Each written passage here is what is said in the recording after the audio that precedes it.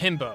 A kind, built, attractive, but unintelligent man, or some loose combination of the three. Fire Emblem is no stranger to these kinds of dorks. Usually they are gullible, not terribly well-spoken, total airheads, having a very straightforward way of solving conflicts, usually by punching them. Himbos are often played up for laughs as we roar at their silly antics, but ultimately are happy that they are just doing their best. They're not always big dummies though. Sometimes their outward appearance and actions are what was just mentioned, but even they will have their own moments of clarity and thoughtfulness, surprising the player. But like I said, they're often the exception, not the norm. Sometimes you just have big, lovable dummies who only rolled big on strength. In this video, we're going to explore 3 characters who, in my opinion, classify as himbos, and look at their supports to see how dumb they can get and how kind they really are, and if they have moments of clarity and brilliance. Before I get started, I'm going to plug my Patreon right here. You can join the private Discord for only $4 a month. It's currently the only way of supporting me and the channel besides tips on my Twitch streams, and those are sometimes few and far between depending on how stressed and anxious I am.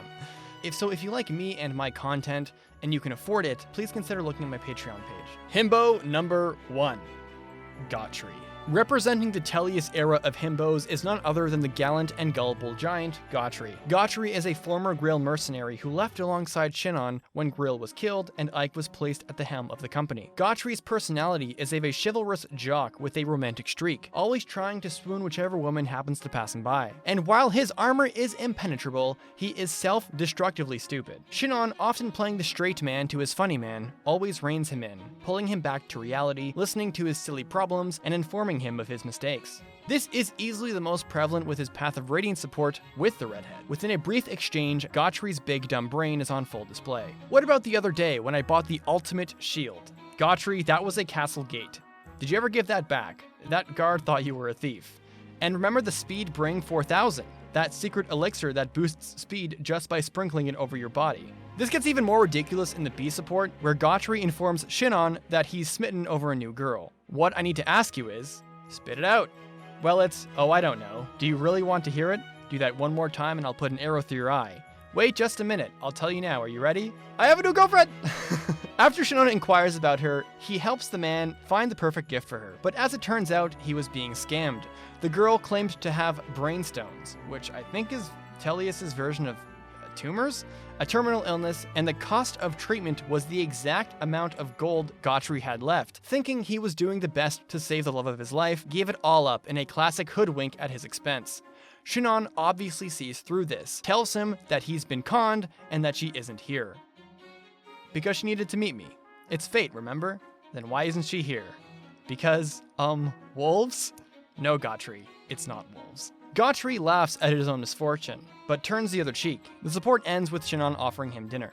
This is just about as stupid as Gatrie gets, which, in fairness, is very dumb. You don't need me to explain why, unless you're also a himbo watching this and you don't get it. He has 3 more supports, with Marcia, Ilyana, and Astrid. They're all lighthearted and goofy, with Gatrie trying to impress them all. The Ilyana support is a gag. Essentially, it's just Gatrie and her spending 3 conversations doing the following: assuming she's playing hard to get, and trying to figure out how to win her heart, and Ilyana quietly telling him that she's hungry.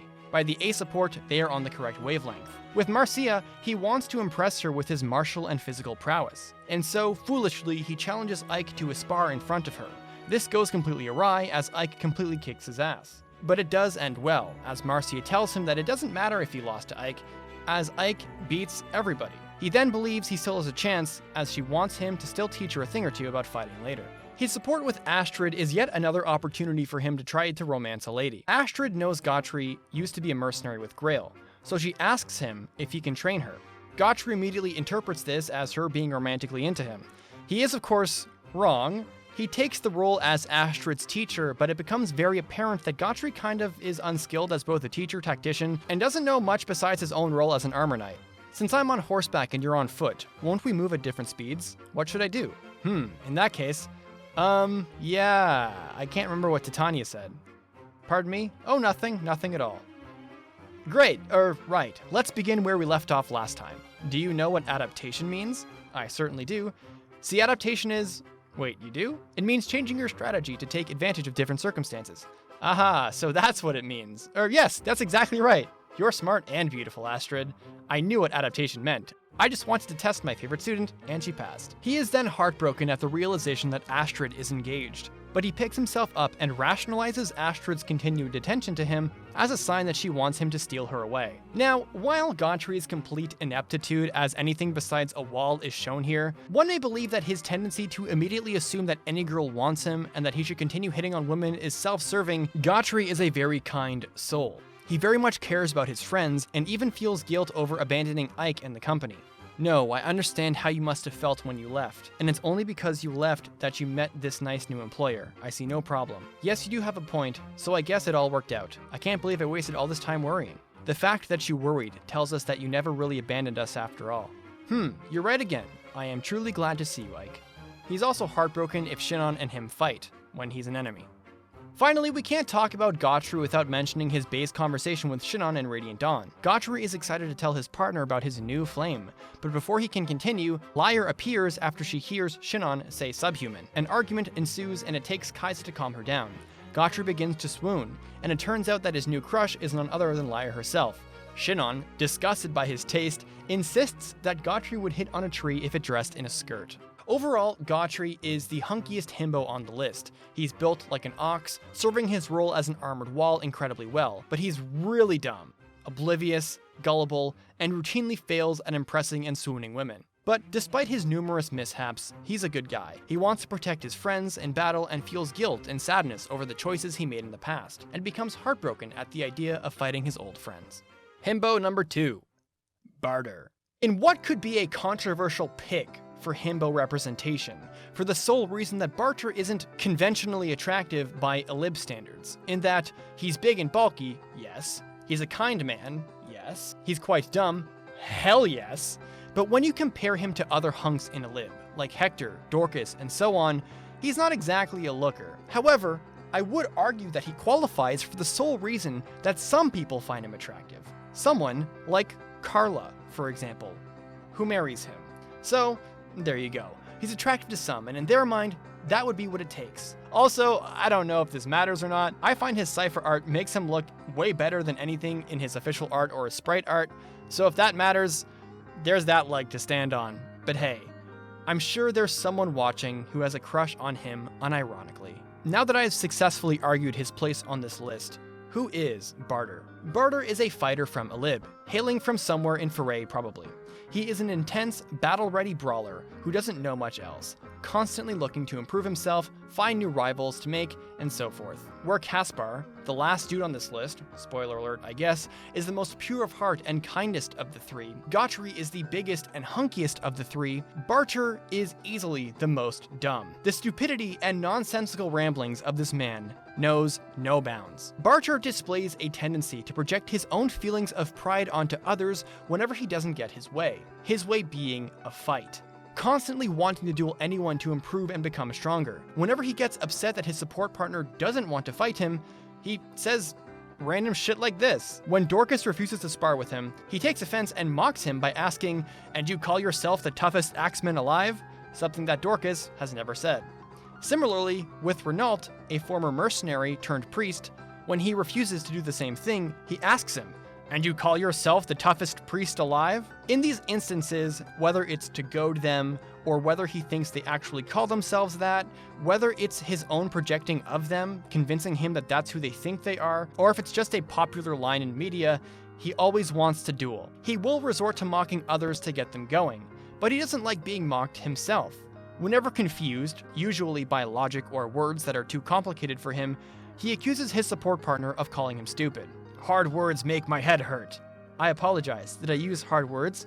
"You calling me stupid?" Difficult conversations make head hurt. What an odd fellow.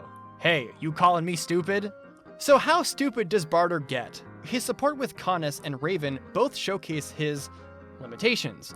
Bartre has a very limited understanding of magic, mages, and so forth.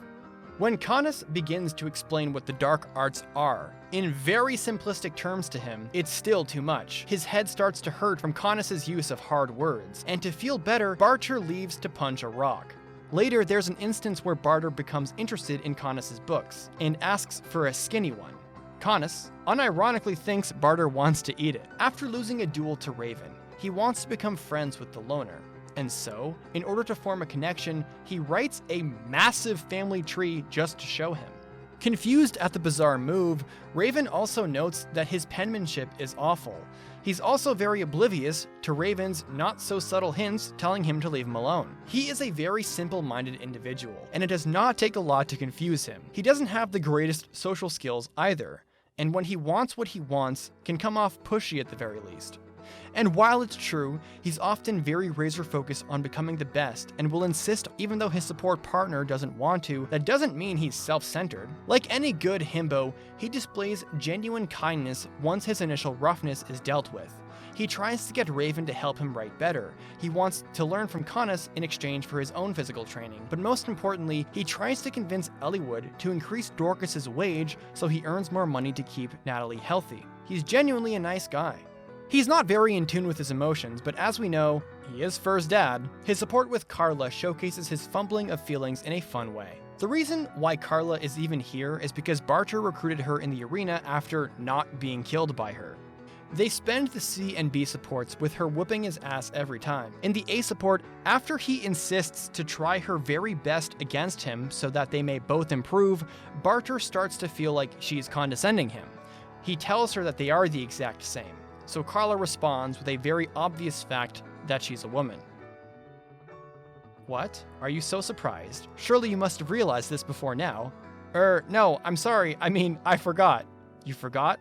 Whatever do you mean? From the first time I met you on the battlefield, I saw a beautiful girl. But after I fought you and realized your strength, I only saw the greatest warrior I had ever met. Carla, what was I thinking? That was the absolute stupidest thing I could have said. What's wrong with me?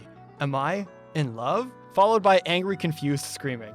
Bartre's interactions in his supports have these goofy mishaps sprinkled throughout, from embarrassing himself in front of Carla, to urging Raven to slow down after he whooped him several times, and perhaps most hilariously, the numerous silly things with Renault. You don't fool me, I can spot a true warrior. Why, of the last 10 men I spotted, nearly half were strong warriors. So you're only right half the time? Nearly half. Finally, Renault is pressured long enough to cave and give Bartre the duel he wants, except in one punch, it knocks Bartre out completely cold. Bartre has a kind heart, a massive body, and doesn't have much else going on upstairs. And yeah, while he's not the most handsome guy out there, far be it from me to say he's ugly if he got Carla to fall for him. I should mention that his original inclusion is of course in Binding Blade.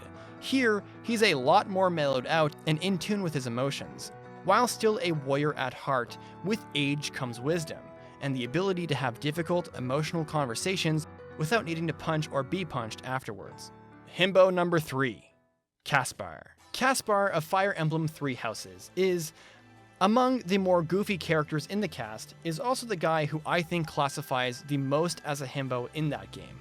Of course, Raphael may make a good case, but between the both of them, adult Caspar has the looks over Raph, and I feel like has more depth to him as well. Caspar is a born fighter and knows little else. Being the second son of House Burglees, he was destined to never inherit the title of Lord to rule over Burglees territory after his father. As such, Caspar dedicates his life to training and becoming stronger to make a name for himself by his own merits as a warrior. With a very straightforward goal, Caspar's characterization usually starts here.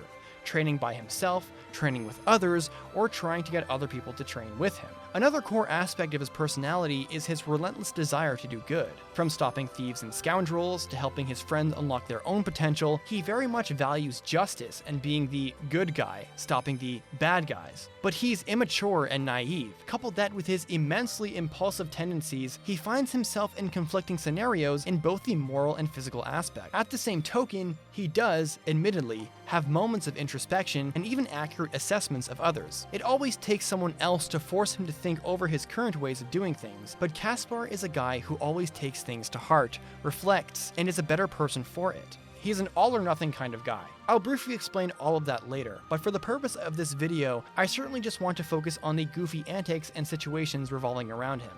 In my opinion, his reckless, impulsive, and delightfully pure-hearted antics, as well as his love for training and post-time-skip gains, and admittedly kind of looking like a fuckboy, classifies him as a himbo in my books. Let's start with some pretty lighthearted moments to get the ball rolling here. His support chain with Hubert revolves around his dislike for Caspar's need to yell during battle to amp himself up. He's critical over how his shouting could have adverse effects for his allies, such as startling them, giving away his position in more covert missions and how it generally can be a liability. Caspar, upset over his criticism, dismisses it, but later reflects on how Hubert's advice actually has a point. But instead of adjusting the loudness of his battle cries to fit whatever situation him and his allies find themselves in, he just shuts up entirely. This ends up having a negative effect on the morale of the army, and eventually, Hubert encourages him to get loud again. My advice. Well, that was then. Recently, my behavior caused trouble, just like you said it would. I was shouting the other day and some enemies heard. I pretty much gave our position away and left us open to attack. I mean, it turned out fine in the end, but someone could have died if things had played out differently. Anyway, I did some self-reflecting and realized that I probably shouldn't shout so much. A decision that I'm proud to say I came to all on my own. All on your own, huh? It was a bad decision. Being too quiet on the battlefield is extremely dangerous. I'm sorry, what? That's the exact opposite of what you said before. Having seen you fight in silence, I have no choice but to accept the truth that your shouting is vital. Ironically, when Caspar ends up quieting down, Hubert then realizes the benefits it has to his allies. I guess you never know what you got till it's gone. Your battle cries help morale, and your instructions rise above the din of battle. I would go so far as to say that the soldiers under your command would be lost without the guidance of your booming voice. I really don't get you, Hubert. You inspire people. The benefits of your shouting outweigh the risks. Something wrong? Yeah! I'm back! If you want me to shout, then I'm gonna shout! I'm not even gonna think about it! I knew you'd come around! Don't get too excited. You'll be ambushed again. Then I guess I'm gonna have to fight some guys while shouting! That might have been the wrong approach. Ah, well. No cure for stupidity. I suppose I'll just have to rein him in myself. On a more personal note, the line delivery of Caspar makes me chuckle every time. He's so happy and pure. He calls his habit stupid because, really, it sort of is. It's risky and dangerous to be so boisterous, but at the same time, in loud and heated battles, it can be a morale booster. Caspar just doesn't know how and when to rein it in. He's like a complete on or off switch, which is why Hubert tells himself that he's going to have to rein him in when necessary. In this sense, Caspar is pretty one-dimensional on the battlefield, and his own response to attracting danger is just to beat up more guys. There isn't a lot of nuance to his mindset, unsurprisingly, and it's really simple, but that's who Caspar is. In a similar aspect, the conflicts surrounding him and Petra and him and Shamir also have to do with Caspar's inability to make sense of morally ambiguous situations. Shamir, a Dagdan, was a soldier in the Dagda-Brigid War, and Petra is the princess of Brigid. Caspar's father, the head of military affairs, was largely responsible for the Empire's victory and the killing of Dagdan soldiers, possibly including Shamir's partner, and definitely killing Petra's father. Caspar holds onto the baggage left by his father as his own, and believes that he's partially culpable for his father's deeds in the face of the victims of him. In believing this, he also thinks he should be detested by these two women. This all good is good, all bad is bad type of mindset confuses Caspar until Shamir and Petra convince him that he had nothing to do with his father's choice. And upon realizing this from them, he's able to process this friendship with these women with more nuance than before. Caspar definitely has a chivalrous streak to him, always wanting to do the good and righteous thing in the name of justice. Ferdinand and Ashe's supports showcase this decently, but Catherine's support challenges his naive and juvenile view of morality. His childish worldview and philosophy transcends into most other aspects of his character, but unlike the more serious tone of the supports with the ladies I mentioned just now, the rest play out in goofy and wholesome ways. Caspar is pretty dumb. Despite loving to fight, he's canonically not very good at it. His brain power is the equivalent of a kid who picked up Roy in Melee for the first time and thought F-Smash was the best move in the game. Linhardt's support conversation is among those which explore how unskilled he is. Caspar is unable to solve the quandary of defeating literally taller opponents until Linhardt helps him by telling him to go for the knees. Height advantage? What does that matter? When two opponents are of similar strength, the one with the height advantage wins. It's pure math. Whoever forces the other to submit wins. That's how fighting works. It has nothing to do with height. Brute strength alone doesn't decide a fight. And taller people have longer limbs, too. Longer limbs equates to a longer reach. Taller people can hit you from farther away. Dodge their attacks, keep up the assault, then go for the knees. Done. The secret is the knees? Being tall means short people are closer to your knees. Exploit the enemy's weakness, Caspar. Caspar learns to play a little dirty and begins to start snatching W's against taller opponents. Outside of training, Caspar is charmingly dense with a complete heart of gold. Here is where I believe his himbo title really shines. Bernadetta, as we all know, is scared of disappointing and annoying people, like terrifyingly scared from her trauma, and would rather huddle into her room forever. Caspar, trying to help her enjoy the outside world, literally picks her up off the ground and carries her to one of his favorite spots in Garrick Mach. At first, she's terrified, but ends up loving the scenery she's shown. But she's actually pretty mad that Caspar literally took her without her consent. When confronted though, Caspar doesn't understand what she's talking about. What brings you here? Am I bothering you? I'm sorry, I didn't mean to. I'll come back another time. Well, don't leave yet, you just got here. Was there something you wanted to talk about? Yes. Do you remember that time in town? In town? Oh, you mean when all those thieves showed up? Whew, that was rough. I heard a bunch of people got robbed. No, not that. I mean the time I was carried off. Some thieves tried to carry you off? Horrible. Absolutely horrible. Just tell me which way they went. I'm gonna... That's not what I mean. Oh, just forget it. Wait, don't go. What are you trying to ask me? Will you really listen this time? Of course. Sorry. You have my full attention. Do you remember when you carried me to that spot with a really pretty view? Where is that place? I've been looking all over.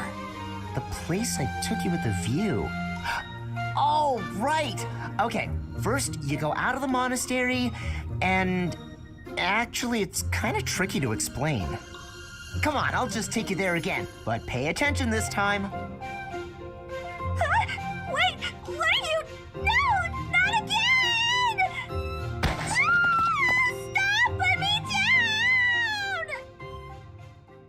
Of course, he eventually figures out why she was mad, but the support ends on a heartwarming note. He genuinely feels sorry for what he did and apologizes, and Bernadetta and him form a strong and begin to have an intimate bond with the promise that Caspar will show her all kinds of nice places, exclusively. Caspar's obliviousness really shines in the romance department, particularly with Dorothea and Hilda. I just feel like you're always asking me to do things that might make other people uncomfortable. Like when you asked me to clean your room.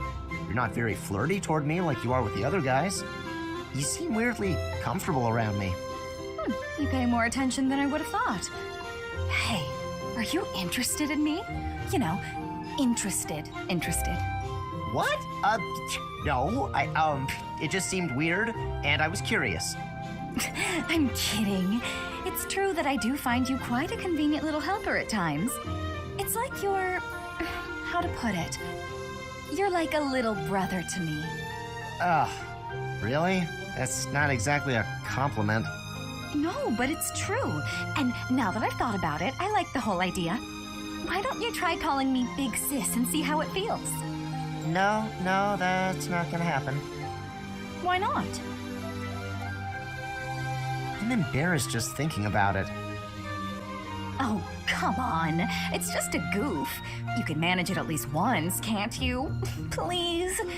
Oh, I know. If you do it, I'll stop using you for my chores. How's that sound? That's an enticing offer. Fine. Once. Big sis. Well done, Caspar. You're such a cute little boy. I'm proud to have you as a sibling. I'm not cute, and I'm not little. How would you feel if I made you call me Big Bro? Oh? Well, I wouldn't mind that at all. Big bro. Is something wrong, big bro? Oh, this is the worst. Perfect husband. I haven't seen you wasting time with any dull-looking guys lately. Oh, that. Maybe I just found something worth staying in for. You mean in the monastery? This place is a dump compared to what it was 5 years ago. That's not what I'm talking about. Honestly, Caspar, you don't understand women at all. Well, excuse me. Maybe I'm just another dull guy. That must be why you don't pick up on how I feel. What? Well, when I ask someone for help, it's awkward for them to say no, so they go along with it even if they don't want to. But when they offer to help, everyone feels better about themselves. Sure, but if your plan is to guilt someone into offering their help, isn't that the same or worse? Oh, my dear Caspar, guilt isn't why they offer. But that's neither here nor there. I don't want to feel like I'm constraining you. I like your carefree lifestyle. I'm not sure I follow, but I like the way you live too. Not being tied down by anything or anyone sounds like a pretty easy life. I get that. If there's anything you really need help with, though, don't be afraid to ask me. Sometimes you can't afford to wait around for someone else to notice. That's sweet, Caspar. Thanks. Well, since you're offering, why don't you come to my room? I thought of something you can do for me. Your room? Are you redecorating? Or moving out? You're really oblivious, huh? I don't know what to do with you, Caspar. I don't follow. I could use some help carrying luggage. Is that it? That's no problem at all. Ah, Caspar. So innocent. So dumb. Lastly, can we also take a moment to appreciate the fact that Caspar thinks that if he eats like Raphael, he'll grow taller, but also, if he gets a bigger heart, like in the kind sense, also get taller? Caspar, good to see you. You're looking a bit bigger lately. Yeah, Raphael, that's one way to put it. Is something wrong? I thought you wanted to get bigger. Have you been training? I haven't missed a day. The problem is that my body doesn't want to grow in the directions I want it to. I was hoping to get a little taller, and I seem to just be growing wider. I don't think your methods are for me. That's just about your legs, though. Your other movements are quick, too. You can dodge good and swing a sword pretty fast. Oh, and you're... All right, Raphael. I think I see the problem now. I thought I envied the size of your body, but I was wrong. After hearing you say those nice things about me, I realized that I actually envy the size of your heart. Huh? I think it's normal size, but... That's right. I don't just need a bigger body. I need a bigger heart. Once I have a bigger heart, then maybe, just maybe, my body will start growing too. Yeah, maybe. Now, how do I increase the size of my heart?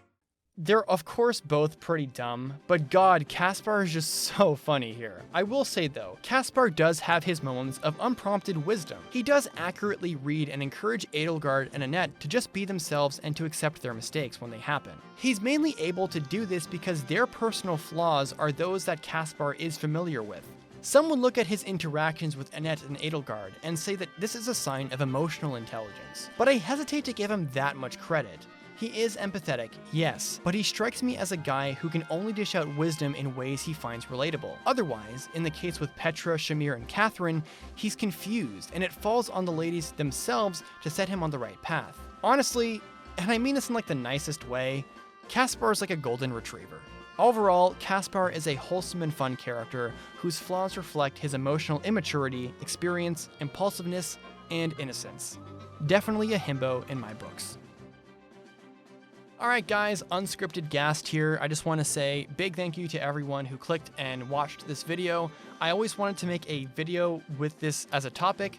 I think characters like this are really funny to look over, and it's always nice to have a laugh over Fire Emblem's more comedic writing. There are other himbos that I considered in this video, like kind of the more jockey characters like Largo, who would definitely qualify, Raphael, who you can make a case for, maybe even like Ozian from FE5, But I wanted to keep this pretty focused, and if this video does well, maybe I'll cover them later because they're all pretty goofy in their own way. I also wanted to do like a just genuinely like the dumbest character list, and I wanted to include Gonzalez in there because he's hysterically funny and stupid, and stuff like that. So let me know how you guys took this video, if you liked it, if you want to see more of it, depending on how many likes this video gets or how much comments or how well it does. I might make a follow-up video to it. We never know. Lastly, just like how I mentioned before, if you want to support the channel, you want to support me, my Patreon link is there. Even just the first tier of Mercenary, which is $4 a month, would go a really long way. If you can't reach my streams, or if sometimes I get kind of anxious and stressed about the videos and the motivation issues that I sometimes have, so having that kind of safety net of Patreon is like really, really important and helpful to me. So if you want to support the channel that way, I would really appreciate you taking a look. And finally, I just want to say big thank you to everyone who recently subscribed. The channel just hit 87,000 subscribers, and I didn't upload for like 2 weeks because I was having like kind of like personal issues and stuff. But just seeing that people were still watching my stuff and subscribing like really meant a lot to me. So thank you so much for that. And I hope that if you haven't subscribed yet and you like my scripted content like this, if you wanted to click that subscribe button and hit the bell so you can get notified of my videos early, and it shows a sign that these are definitely the videos that are what people want to see.